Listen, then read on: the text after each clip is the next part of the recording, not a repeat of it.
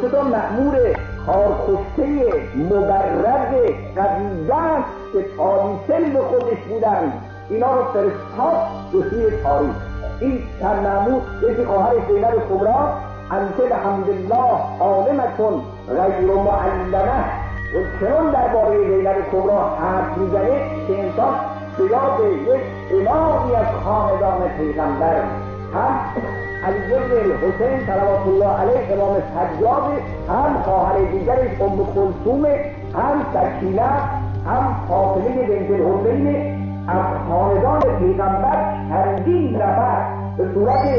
ظاهر اسیرانی در دست دشمنان و در باطن مأمورانی از جانب اون مرکز الهام و وحی خداوندی اعزام کننده کوفه و شام و مدینه و از که در همون چند روز اسارت و بعد از اسارت و تا آخر عمرشون در قطری از اقطار و هر کدامی احیا کردن، زنده کردن و این عملی که امام حسین انجام داد بهره برداری.